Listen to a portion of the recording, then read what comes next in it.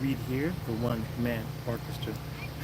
Hey, I just wanted to use this little bit of extra time I have right now to shoot a quick video about music theory. I'm playing music today at a park, but we're starting a little bit later because it's hot, waiting for the sun to go down. But music theory is a topic that comes up a lot for people who are wanting to learn music, wanting to become better musicians, and it's often an area of struggle, of confusion, frustration, and a lot of people actually give up on going further in music because, you know, they get confused and frustrated by music theory. So I wanted to make this video to talk about the fundamental concepts. I call them the 4 elements of music theory that I teach my students and that I utilize and build everything else upon in order to have a deeper fundamental grasp of music theory, and it becomes more fun. So, and I'm going to use, 1 second here.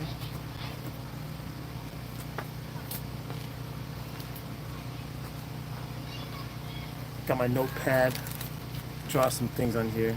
Don't worry, it's not going to be too complicated. So I'll just start with a quick story first. And by the way, I may have to cut this off soon, depending on what kind of crowd we get showing up and the sun goes down. But anyway, start with a quick story. So I studied music in college. Well, did music all my life, but when I got to college, got to my music theory class, Music Theory 101, and it was a challenge. Luckily, I had great teachers growing up in high school, junior high, and so I was able to do well. But even then, I found that I had to sit down and work at memorizing scales and intervals and chords and chord progressions and things like that in order for me to be successful in my music theory class. And it worked out really well. Sometimes those things can be kind of boring, but it's like usually people say, hey, you need to suck it up and just do it if you're going to be a musician. But I'll tell you at the end of this, there are ways to have a lot more fun with learning music theory. But first is you don't have to try and grasp everything in music theory in order to be successful. So, hey Russell, good to see you. Before I go on, let me just say, hey, if you have any comments, leave them in the chat. Any questions, leave them in the chat. And I'll try and get through my quick presentation before my performance, and I'll come back to your questions and comments later. But talking about music theory. So, so when you think about music theory, like what is music theory? It's kind of like if music is a language, music theory is like the grammar of the language. So sentence structure and you know, spelling correctness and verbs and nouns. In music, it's like, you know, scales and chords and rhythms and dynamics and all this stuff. What I found though is that the core things that most people get tripped up on, that I had the most trouble with, is like the stuff around melodies, harmonies, pitches. Okay, so rhythms are pretty much intuitive a lot of times, like you can feel the rhythms. But when it comes to like scales and chords, it's a little bit more technical, so you have to learn like the lingo. So what I've done is I have identified what I believe are the core 4 elements for understanding tonal music, the pitches, the sounds. Okay, so let me give you a brief overview of everything first. Basically, there I have, let's see, 1, 2, 3, 4, 5, 6 or 7 concepts. First, there are 2 alphabets. Okay, when you're learning a language like English or Hebrew, whatever language, it's good to know the alphabet. So in music, there's 2 alphabets I'm going to tell you about, and then there's 2 counting systems. All right, in reference to those alphabets. All right, so this is why I'm calling this the ABCs and 123's of music theory. All right, pretty good. Thanks, Mark. Hello, Shira. I'm here in Atlanta, Georgia, Smyrna, Georgia right now. So, just as a quick um, plug, if you are wanting to become a better musician, you want more confidence as a musician, learning music theory is really going to help you out a lot. So I encourage you to take some notes during this and ask questions. All right, I'm going to try and do this fast because I don't want to waste your time, and I have a performance in a few minutes. Let me start with the first alphabet. So there's two alphabets. One is called the musical alphabet, and simple. I always tell people when they're like, "Oh, I don't know if I can do music." I say, "Well, do you know your alphabet in English?" And there's 26 letters in the English alphabet. Like, yeah, I think so. I said, "Well, do you know it up to the letter G?" They're saying, "Yeah, I could do that." All right, you'll probably be okay. So in music, I think I'm gonna write this backwards because I think everything's backwards for you. So 7 letters: A, B, C, D, E, F, G. Okay? A, B, C, D, E, F, G. That's the musical alphabet. And it repeats, okay? So sometimes I write it as a circle, but after that comes A, B, C, etc. So A, B, C, D, E, F, G, musical alphabet. Memorize it. All right. The next alphabet is the chromatic scale. So the musical alphabet, I refer to those notes as letters, like your basic letters. The chromatic scale is dealing more with pitches, and there's letter names to them, but each letter of the alphabet is a specific pitch. So let me give you that, okay? So there are 12 different pitches in the musical chromatic scale, all right? So we got A sharp, I'm writing backwards here, okay? B, C, C sharp, D, D sharp, E, F, F sharp, G, and G sharp. Okay, so that's 12 different pitches. And then it starts over after G sharp, it starts back again with A. Okay? Sometimes I like to write this as a circle, right? So, and this is the tool that I use with my students. So if you have a clock, right? A clock has 12 hours, which is really convenient because in music there's 12 different pitches. Okay? And usually I start this way. I put C at the top here, so we'll put C. Okay? This is going to be C sharp, D, D sharp, E, F, F sharp, G, G sharp, A sharp, B, C. Okay, I'm writing backwards so that it shows up frontwards for you. All right, and it's cyclical, so it repeats over and over again. Okay, 12 different pitches. Okay. Another thing with the chromatic scale, sometimes you'll have what's called inharmonics, where the same pitch will have a different name. All right, this happens in English a lot. Sometimes you have like a word, different words that have different spellings but the same sound. So for example, the word do sounds a lot like the word do, or the word do, okay, or do. So different spellings for the same sound. So this happens in music as well. So here you have C sharp. It can also be a D flat. D sharp sounds the same as the E flat. F sharp sounds the same as G flat. G sharp sounds the same as A flat. And A sharp sounds the same as B flat. Okay? You can read my handwriting because it's backwards. All right, but still there's 12 different pitches. So those are the two alphabets. If you want me to go more in depth, hey, I don't have time right now, but write that down. Memorize it. It will help you in the future. Okay? So we got the two alphabets, the musical alphabet, which is A, B, C, D, E, F, G, and it repeats. And then the chromatic scale, chromatic scale, which is those 12 pitches, right? Chromatic scale. Uh-oh. All right, chromatic scale. Now, what was I going to say about that? Oh, sometimes you'll see, a lot of times in music, you'll see these scales starting with C as the starting note. But usually I tell people to start with A because it's how we do alphabets in English and other languages. We start with A, or in Hebrew with Aleph, or Alpha and Greek or whatever. Okay, but you can start anywhere since it's cyclical.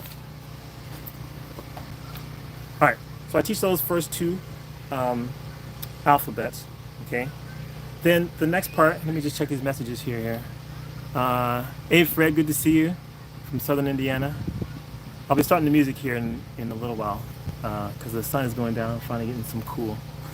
But yeah, I am a music teacher, Alien, and if you need some music teaching, I'll shoot you a message. Shoot me a message and I'll help you out. Yeah, like the sound of music. Like that, Mark. Okay. All right, so those are the first two elements of the four that I teach for understanding music theory.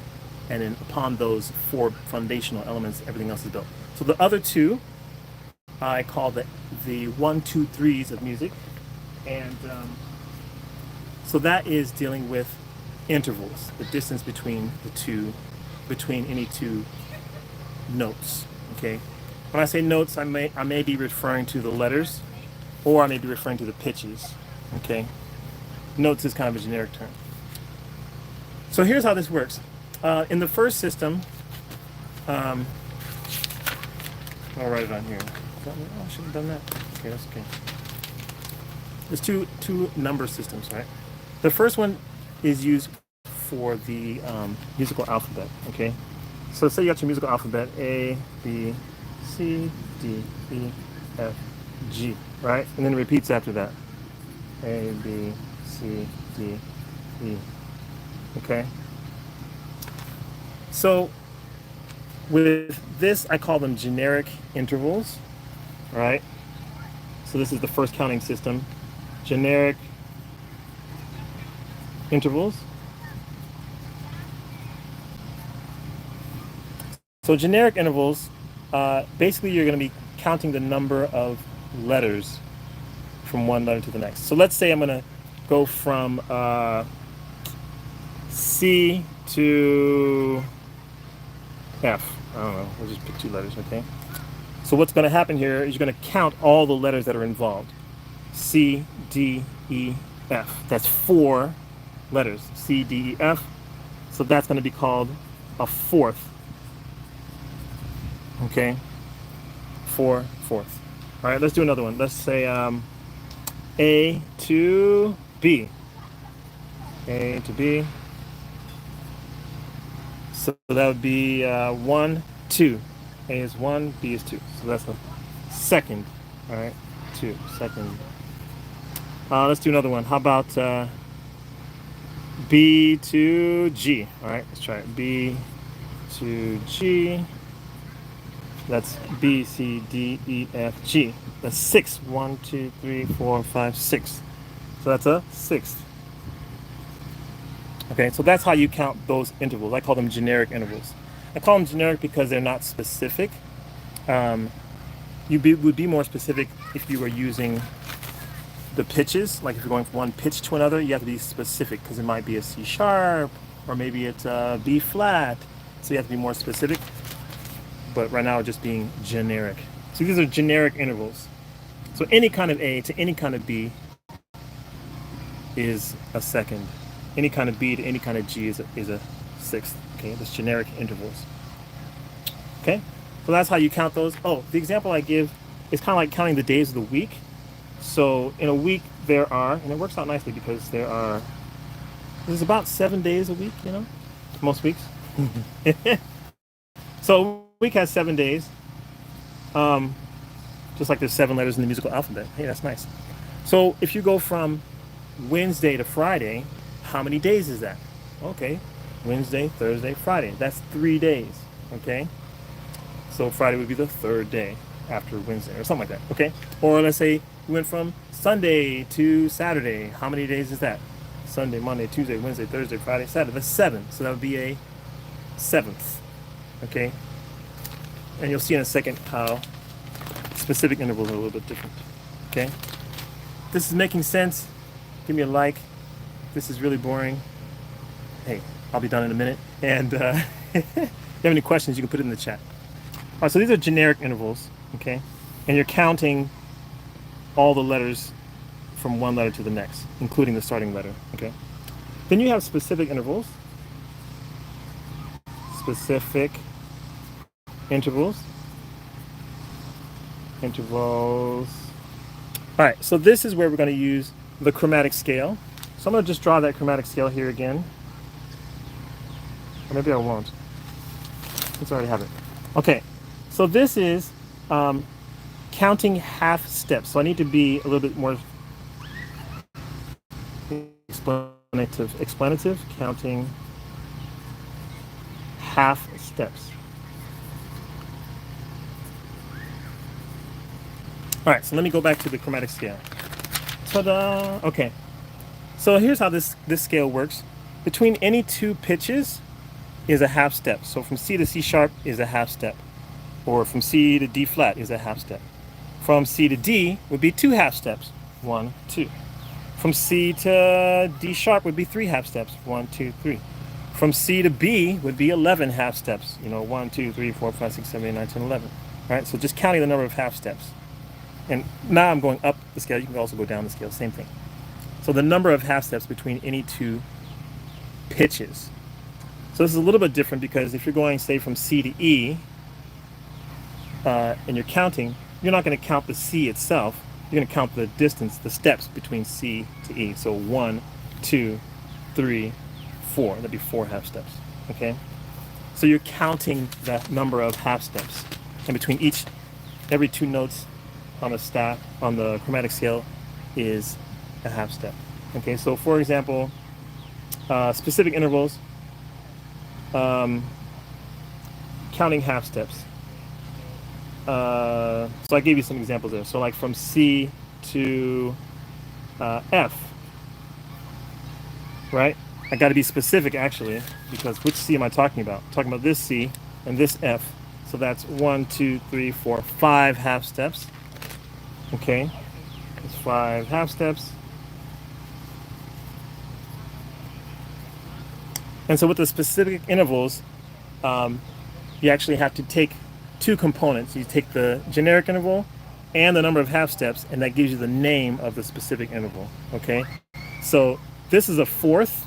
C to F is a fourth. 1, 2, 3, 4, and a fourth that's 5 half steps is a perfect fourth. This is a perfect fourth. Yeah, it's starting to get complicated. But this is as complicated as it gets. Okay, I skipped a step. I'm getting into formulas, but just basically understand you're counting half steps, the number of half steps. Okay, and since I've gone to naming the specific intervals, you're counting half steps. That's the most important thing I want to say about that. Okay, this is like the hours of a clock. All right, so if this is like a clock. On clock, okay? So let's say it's 1 o'clock, and you're going from 1 o'clock to 5 o'clock. Hey, it's nice and cool now. 1 o'clock to 5 o'clock. How many hours is that? Okay, so 1, 2, 3, 4, 5. That's 4 hours. Okay. So anyway, so actually those are the 4 basic elements. You have the musical alphabet, the chromatic scale. So those are the 2 alphabets, and then the way that you count those intervals, right? Your generic intervals, which you count like the days of the week, basically, and then your specific intervals, which is counting the number of half steps, and then that's like counting the hours on a clock. Okay. I'm gonna go ahead and stop for now, but the next level that this goes is understanding certain formulas that incorporate the alphabets and the counting systems in order to form different things. Like, for example, one formula I gave here is the formula for a perfect fourth. Perfect fourth is a fourth that has 5 half steps. Okay. Another example of a formula might be a major scale, right? A major scale formula would be, 7 letters, all 7 letters, going up by seconds, from whatever letter you start on, and then the intervals that you're the specific intervals that your half steps that you're counting would be 2 half steps, 2 half steps, 1 half step, 2 half steps, 2 half steps, 2 half steps. Okay, but I'll explain it more later in a different video. But once again, those are the 4 elements: the 2 musical alphabets, the 2 counting methods, your ABCs, your 1, 2, 3's, and really from this you can build all your different intervals, chords, scales. You can figure out chord progressions. It helps with reading the notes on the staff, because you can see how things are laid out and the distances between things, and you can figure out lots of stuff. But this is what I start with. If this is helpful, let me know. And if you have any questions, also let me know. You can always comment and let me know those things. I will, after this video is published and stuff, I'll put some links in the description for some resources that you can use to get more information about this and other next steps. So hope that helps. I'm gonna cut this one for now and actually start the music here. So hope that helped. We'll see you next time.